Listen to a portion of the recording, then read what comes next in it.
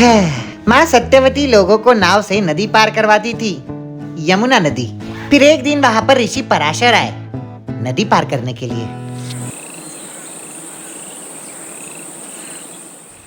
तुम अलग हो बालिके?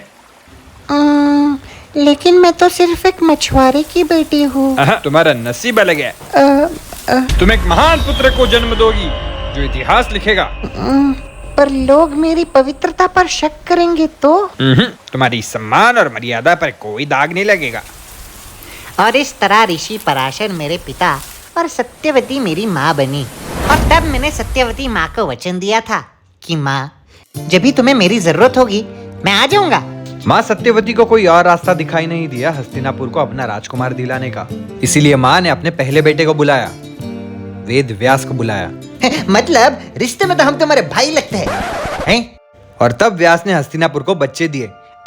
स्पेसिफाइड नियोग से। हाँ, एक्सप्लेन। Audience explain.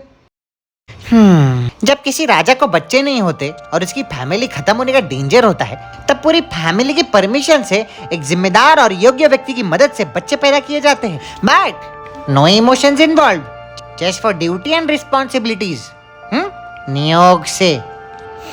और तब अंबिका से धृतराष्ट्र पैदा हुआ, लेकिन अंधा।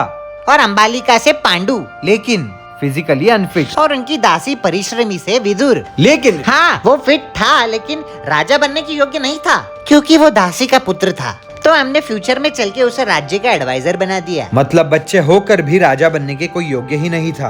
अब तक हस्तिनापुर को संभालने के लिए कोई बच्चा नहीं था। अब तीन बच्चे होने के बाद भी राजा बनने के लिए कोई एलिजिबल नहीं। हस्तिनापुर का भविष्य अंधेरे में था। तो अब हस्तिनापुर को संभालेगा कौन, जानने के लिए बने रहिए only on psychology of Mahabharat.